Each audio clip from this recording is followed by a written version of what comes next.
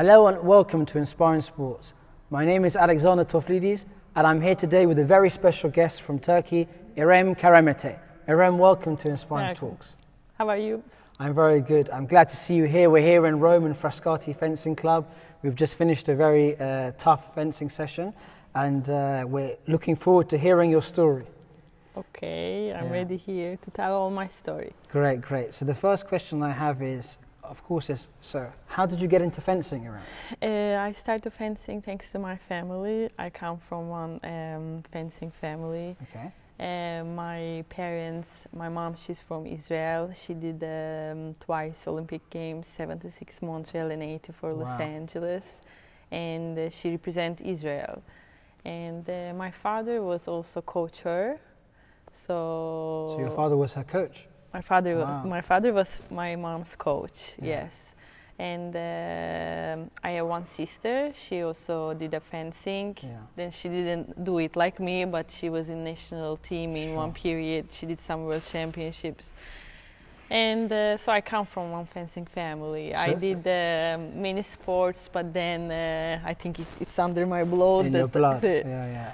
That's a really amazing story. So both your parents were fencers. Yes, exactly. And they are in both in the fencing community, but they never coach me. I always went to another fencing club because they always think it's always better to coach by another and not from parents. Sure. And what age did you start fencing? Was it the minute you were born, or? No. I started fencing when I was 10 years old.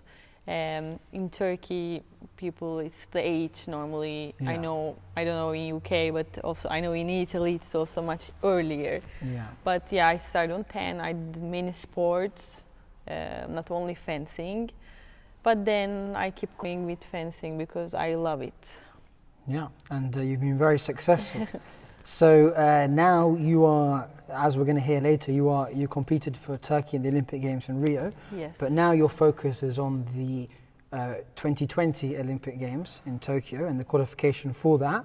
So obviously it's been a big change for all the athletes. So how have you dealt with this period so far?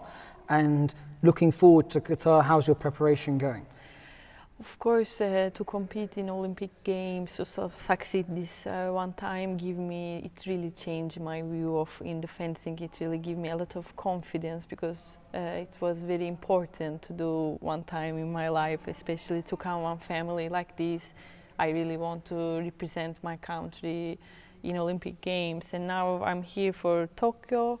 I'm training long time for qualify again for this Olympic Games, and this pandemic period was very, very tough because I went to Anaheim. There were only 3 weeks remaining to Madrid, and it was very mental. Everything was very physical until that moment. We were working without stopping, and then everything disappeared suddenly. In the beginning, I didn't really imagine that it will postpone 1 year. I thought, okay, we will do 2-3 months later, but then, it was very interesting. But now you're training here in Frascati in Rome, and how long have you been here for? And is it helping you with your preparation for the Yes, Qatar? of course. It's one of the best club, I think, in the world. It really improves me. My every training is like one small World Cups. Here we are training with the best athletes of the world, so it's very competitive. This is what I didn't have in my own country. So this was my biggest missing part in my country, that I didn't have partner. So I moved here on 2019 September. And I stay here until 2020 March, until pandemic, and then on September I came back here. Came back here. That's really good. And so you talked about it a bit before that you've qualified for the Olympics, and we can hear a bit more about that. My question to you is, what is your best achievement? What do you feel is your best achievement? Would that have been your best achievement to qualify? I think my best achievement to qualify Olympic Games, because it was very, very hard. One country like mine, Turkey, because Turkey qualified last time to Olympic Games in 1984. Wow. So you were the first I'm the fencer to first- qualify see, since 1984. Yes, because Yeah. before they were sending the athletes to federations, and then after 84 it came to qualification system, and where the country is stopped by this system. Yeah. And when was the last time a female athlete qualified for the Turkey Olympic Games? I remember the Halet Çembel, which is one of the most important person did for Turkey the Olympic Games. But yeah, before 84 there were some athletes was represent the country, but after 84 there were no one. Even they tried. I remember I also tried for London. Yeah. But then I succeeded to ticket in. So just for maybe the viewers who don't know how the qualification works for the Rio Olympic Games, because you're going to be doing this again for this Olympics. Yes. But it was a really amazing achievement to qualify. Explain to me how you qualified and the process of that competition and the pressures that come with it. So of course to do sport such a long time was always, I didn't start the fencing that I will go to Olympic Games, or I was not the one a dreaming person, but I was just like it. I was liking the environment. So I think one of my best characters that I am one hard worker person. I really like to do the stuff, to go to training, even I do the bad things, even I have a bad competitions. I like to work hard. I think this road brings me in 2016 to this achievement.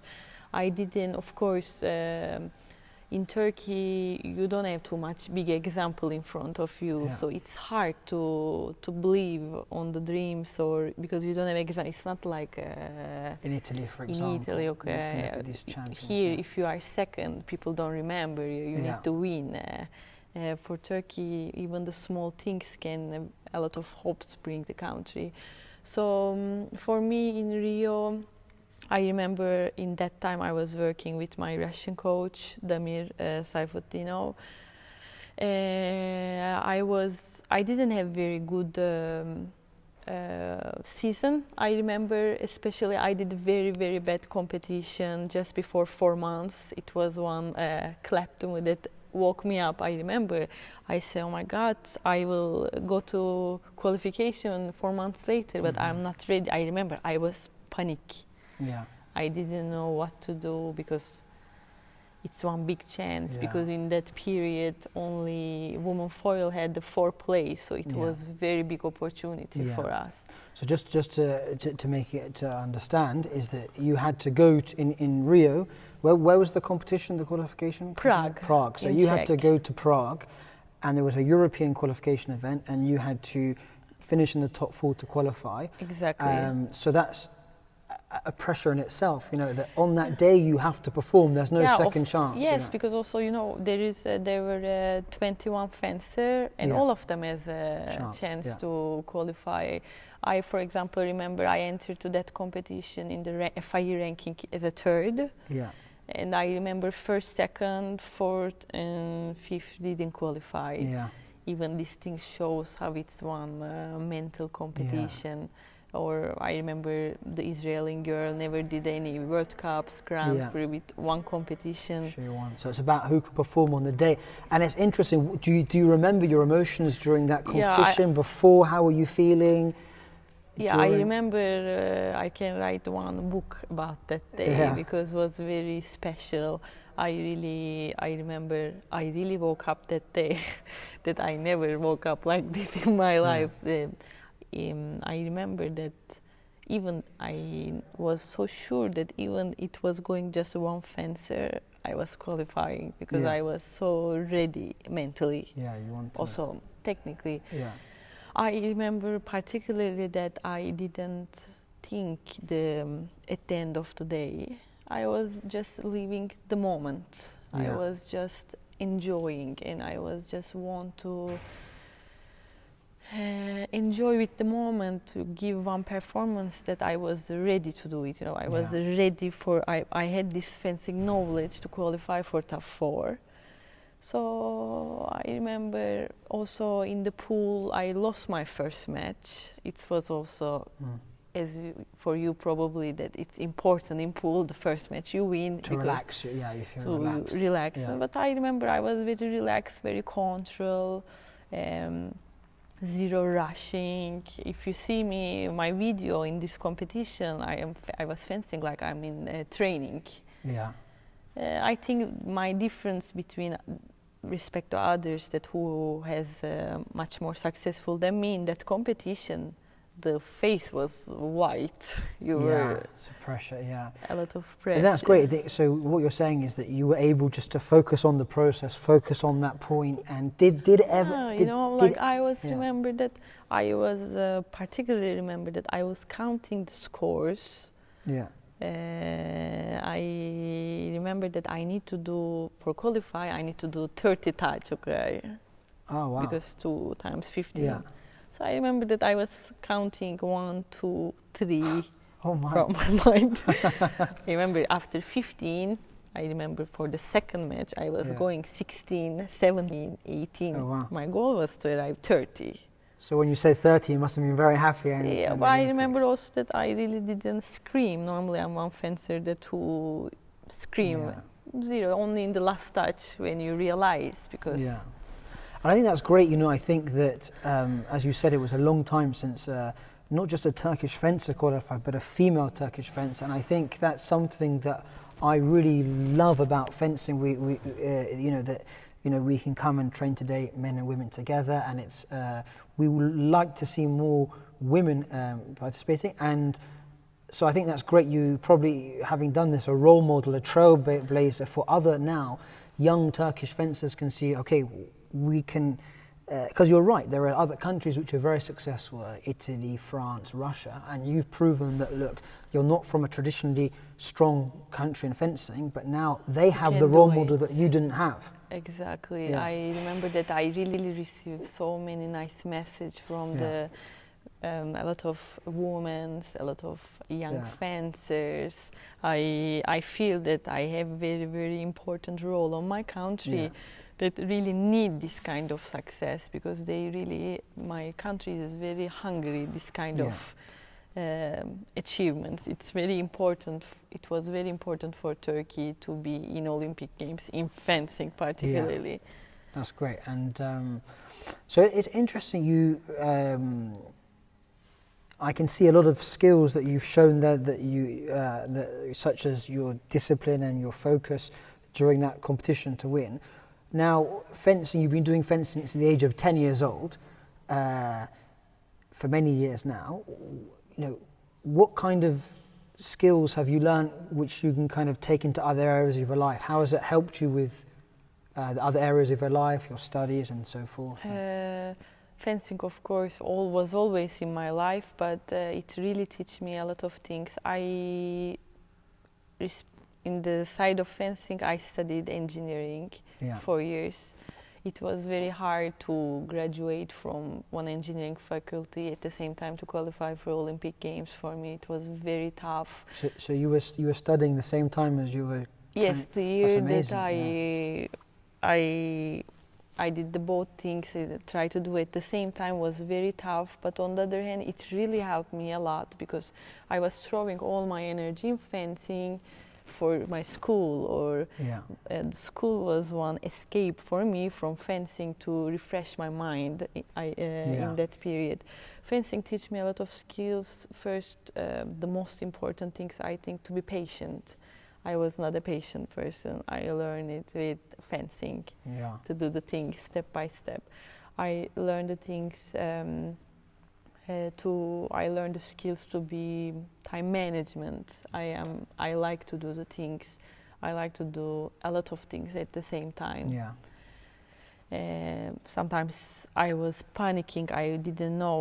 With fencing, I learned to do the priorities, to arrange put the things when, how, all these things. I learned it from fencing. It really teach me a lot of characteristic features that I am feeling that I cannot earn all these things as a normal person outside of the sport. These things are coming from, because in fencing you are working very hard, but you don't achieve in that moment, so you need to recover, you need to go to school, you need to find your motivation also for school. It was affecting me when I had one bad competition. It was hard for me to come back. I want to come to do the training for of course, for the next competition. For the next competition, but I need to also do this. So But I think that's really great. I think that's great to hear, and I think, you know, of course, a lot of parents, they want their kids to play sport, but they're worried about the studies. And I think, from my perspective, and from what I've heard you say there, that they really work well together. Sport is a really great way to help improve the skills of your children for other areas, whether that be, you know, their personal life or their academic life. And I think that's a great thing that you've done, that you've managed to balance both your studies and your fencing and achieved in both. I think I always believe these kind of things come from family. Family has a very, very important role. I am coming from one sports family, but I didn't do both things because my parents was also fencer. If I was doing another sport, I think they were also giving the same respect, because here I think the most important thing is to have this sports culture. And I think it's not important, it's fencing. Important to have this culture, to give importance. It's very important to do sport in the life. So I think that's interesting. I think because maybe your parents have had this experience of fencing and sport and understand the benefits of it, they were very supportive of you. I can see from what you're saying. Yes, I mean many of my friends sometimes was having a lot of pressure from their parents, but I remember my parents was not entering, for example, in the training when I was. They were not entering to my fencing club. They were. Because they were thinking maybe it could create me pressure or this kind of things. Always positive. I was not feeling, I remember, and I believe this also had a lot of importance in my life. It's important. Many people quit their fencing in the small age because they feel pressure. And it should be about enjoyment, really enjoying it and the process. Especially in that age. Especially in that age. I really like the way you're talking about focusing on the process. I think that's really great, and I think that for me sometimes I see that similarity with studying, let's say in the university or school, and fencing, because, you know, we come here to train, we work on our actions, and then we do it in the competition. And same thing with you know, university or whatever, you study and then you perform. Have you ever been, just out of interest, have you ever been? Do you get nervous for university exams? Did you feel the fencing helped you with that as well? Yes, I was panicking. I remember that I didn't know, for example, but then by time passing, I learned really in fencing to be patient, and it really reflects to my university life. I remember in exam, if I had one difficulty, I was able to calm myself, or to try to look to things from different perspectives, because even there you are fighting with time. No? So the professor say last 10 minutes. That's very easy. And so fencing has given you great number of skills. Now, it's also, we're very lucky to have travelled, you know, around the world. So how has that experience of travelling around the world since a young age for fencing competitions kind of shaped your view of the world? I remember my first competition was in Romania, and it was very nice for me because it was the first time that, you know, you are far from your parents for that age. It's very nice, and I think I like a lot from fencing to give me this possibility to see the around. Without sport, I could not succeed to obtain all these advantages, to see a lot of different cultures. It really makes you very strong also in the life to see all these different cultures. Sometimes because of competition stress, I remember I was not enjoying to see the place. I was just going, and if it's bad, sometimes you stay in the room, you don't go. You know that feeling. which is a shame because you should go and see it, but you're so upset. But if you have one good competition, you go to Yeah. enjoy. This is how it works. Yeah. But then you broke it after Yeah. a while, because then you try to understand the value, the opportunity that you have to is see the places, to see the world like this. I think it's very important. So, would you have a favorite place that you visited? Cancun. Cancun, Mexico, was yeah. very nice. Cancun was very. I like to I like the long distance places. Sometimes I remember making me pressure because it's more sacrifice. No, you take one flight, further. you go 10 hours. You don't want to do one bad competition. Yeah. But I think the most interesting place are the far places, like Asia. Yeah. So we touched on it before, but about the people in your life, like your mother and your father, who have supported you. Who are the people who have been the most important in your development? Of course, it's very important to have that kind of team around you. So, what would you say would be one of the key, reasons that helped you develop as an athlete? I can clearly tell that really for me to go to Olympic Games was one teamwork. It was not only me. I remember that from the psychologist, federation really give me a lot of support. It's very, very important that they really let you feel that you can succeed. It was very one positive energy that I was feeling. Yeah. And it's very, my federation was very supportive to me. My psychologist, my masseur, I remember in that, and of course my coach in that period, because I remember that I didn't have a lot of partners. So my team I come from an individual country, so I was like this with my coach. Yeah. They were one special, it's very important for me that the relationship between my coach and me, because it's the only way, it's important for me, this thing. So I think my coach, I can tell.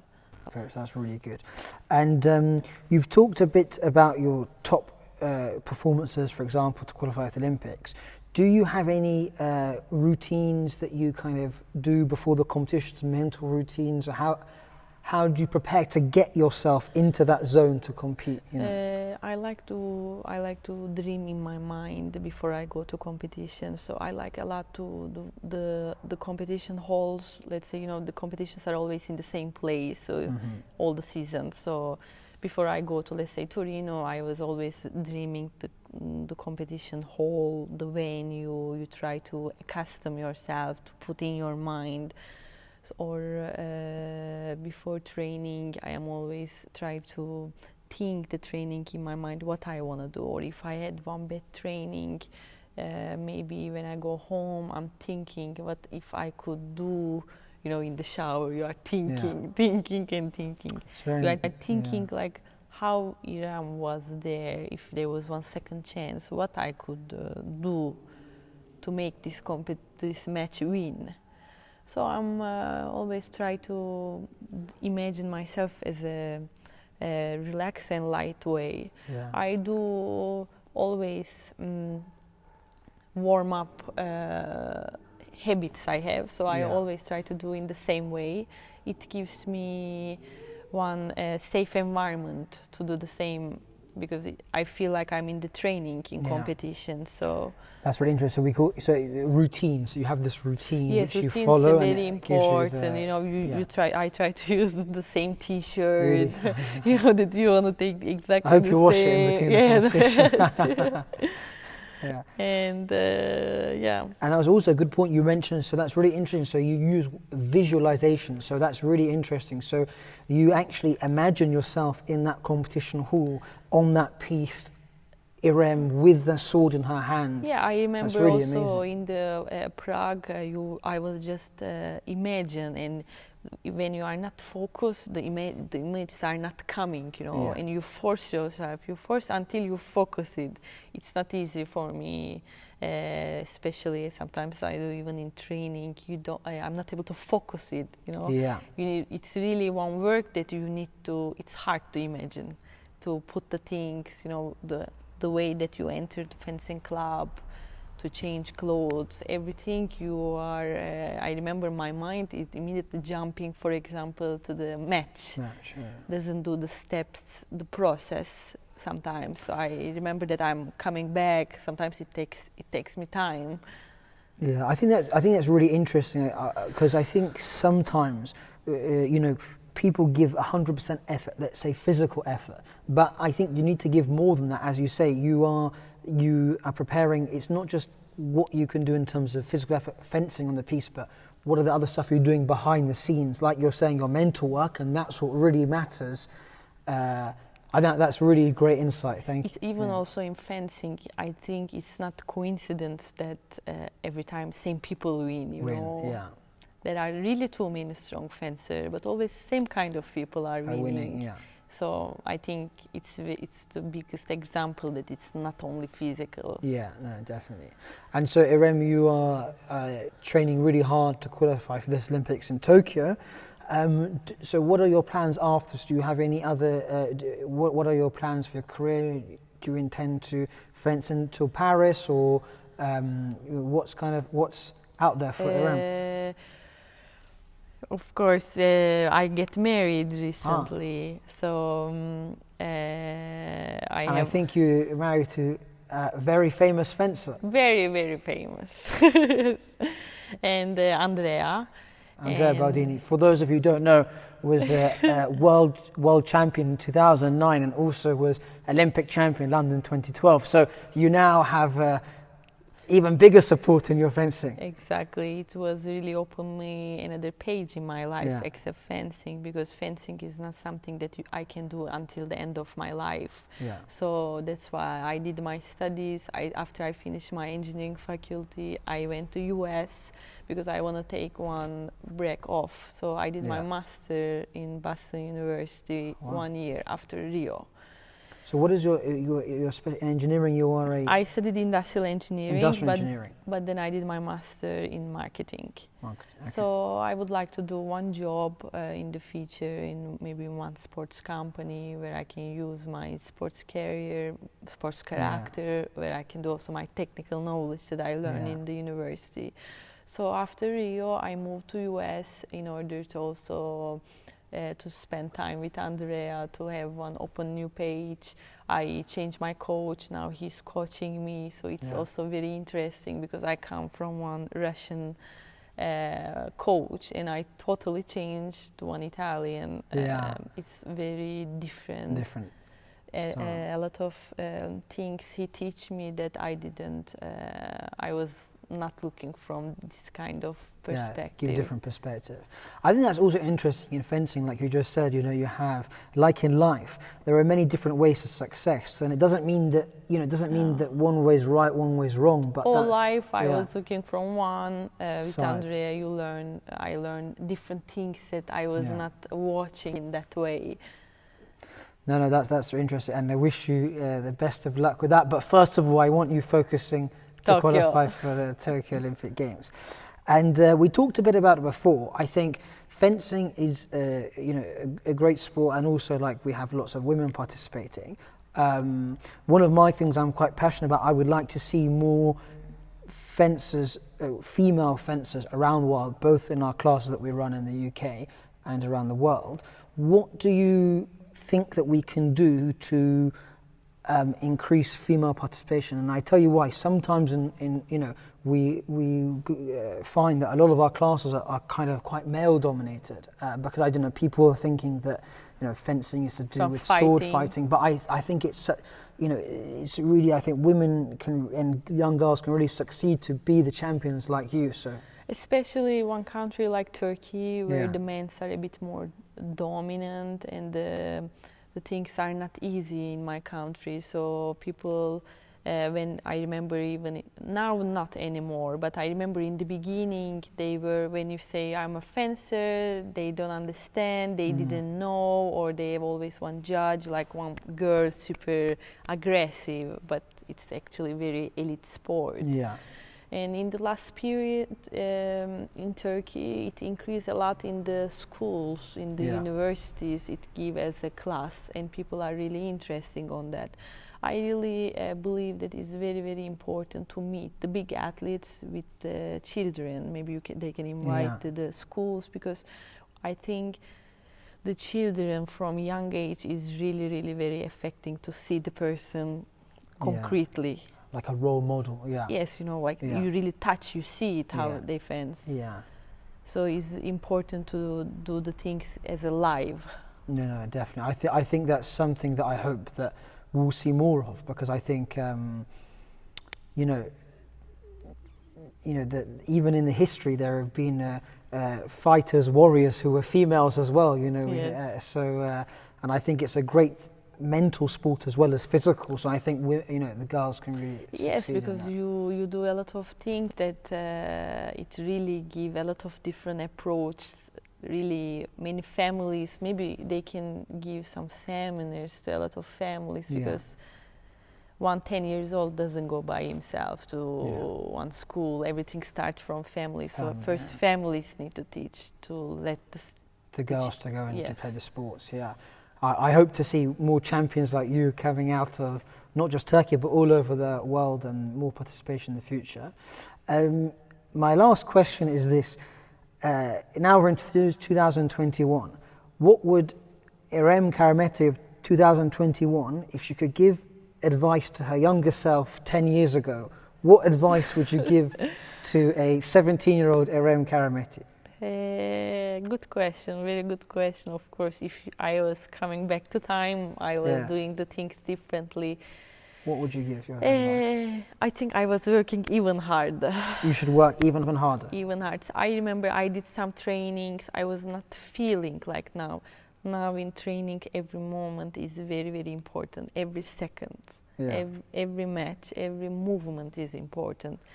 Before, I was not having this knowledge. I was not doing warm up or cool down, or I was not giving importance. But time passing, I learned a lot. Even these things, how it's so important to mentally be strong. Even just warm up, you prepare your mind for the training. This kind of things, these mental things, I learned later. I think I was giving more importance to mental side. That's very good advice that we can all, I think, take. And so thank you very much, Irem.